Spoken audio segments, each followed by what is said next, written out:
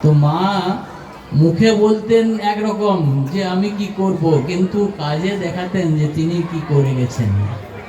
মাকে যখন আমরা দেখি বহু ক্ষেত্রে আমাদের সংসার জীবনে খুবই প্রয়োজন সেটা। মাকে রাধু দিদি, মাকে তো মানে রাধু দিদি তো মহামায়া ছিলেন, কারণ মা যখন ঠাকুর যখন চলে গেলেন তখন মা ঠিক করেছিলেন যে আমি আর দেহ রাখবো না। তখন ঠাকুর মাকে ওই রাধুদিকে দেখিয়ে বলেছিলেন একে আশ্রয় করে থাকো, অর্থাৎ যোগমায়াকে আশ্রয় করা, মানে রাধুদি হচ্ছেন যোগমায়া। তো এনাদের যে কর্ম বা লীলা আমাদের জন্য, এগুলো কিন্তু আমরা বুঝতে পারবো না। মাকে যখন রাধুদি বেগুন ছুঁড়ে মারছেন বা এ করছেন, এই যে অত্যাচার করছেন, কিন্তু মা সব সহ্য করে যাচ্ছেন।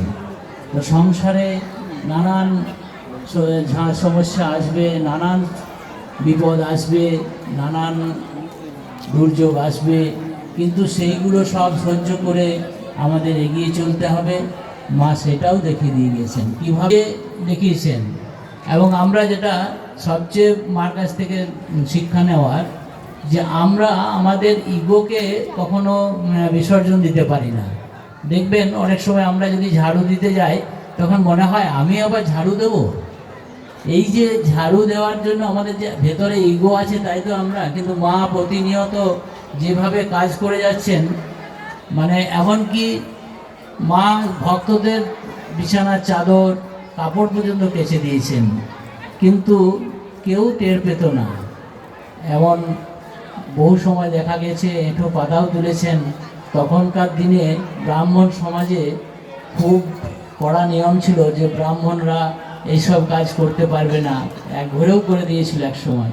তো সেই সবকে মা কিন্তু মেনে নেননি, মা নিজের কাজ করে গেছেন। অর্থাৎ আজকে আমরা যেটা দেখছি, এই যে সবাই সমান, সবার মধ্যে তিনি আছেন। কারণ মা তো বলতেন যে আমি যেদিন থেকে ভগবান শ্রীরামকৃষ্ণদেবের সংস্পর্শে এসেছি, সেদিন থেকেই আমার মানে আনন্দের পূর্ণ ঘট হৃদয়ে প্রতিষ্ঠিত হয়ে গেছে। অর্থাৎ আমরা মায়ের এই যে আনন্দময় জীবন এবং কর্ম, এটা যদি আমাদের জীবনে প্রতিফলিত করতে পারি, অর্থাৎ আমরা যদি ঠাকুরময় হয়ে মাময় হয়ে আমাদের জীবন অতিবাহিত করতে পারি, প্রতিনিয়ত যদি স্মরণ মননে রাখতে পারি, তবে দেখব মায়ের মতো আমাদেরও আনন্দময় জীবন হবে, আমাদেরও সংসার আনন্দময়ের সংসার হবে। আমি আর বেশি সময় নেব না, কারণ সবার সাধুদেরও সেবা নেওয়ার সময় হয়ে গেছে, ভক্তদেরও সেবা নেওয়ার সময় হয়েছে।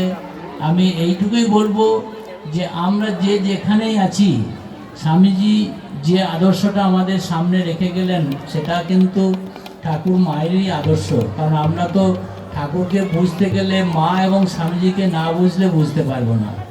তো স্বামীজি খুব সহজভাবে বললেন যে আমার এই সবার মধ্যে তিনি আছেন, সেই ভাব নিয়ে সেবা করে যাওয়া। আমাদের যদি আমরা বেদান্তের দিক থেকেও যাই, তো দেখব যে সেই একই তত্ত্ব রয়েছে। কারণ বলছে ব্রহ্ম সত্য জগৎ মিথ্যা, জীব ব্রহ্মৈব না পড়ো। অর্থাৎ ব্রহ্ম সত্য এবং জগৎও সত্য। ঠাকুর এক জায়গায় খুব ভালো করে বলেছেন, কেন না ব্রহ্মময় হয়ে যতদিন এই ব্রহ্মময় না দেখতে পাচ্ছি ততদিন মিথ্যা। কিন্তু যখন ওই ভাবটা যদি আমরা রাখতে পারি সবার মধ্যে তিনি আছেন, তাহলে আবার মিথ্যা কোথায়? তখন তো তিনি ময় হয়ে জীবন অতিবাহিত হবে। অর্থাৎ আমরা সেইভাবে আমাদের জীবন তৈরি করব, আমরা যেন সবার মধ্যেই ঠাকুর মাকে দেখতে পারি, আমরা সবাই সেই মার সন্তান। এইভাবে যদি চলতে পারি, তাহলে আমাদের এই দেশ হিংসা সেগুলো যেন আপনার। আমি এই বলে আমার কথা শেষ করছি। জয় ঠাকুর, জয় মা, জয় স্বামীজি।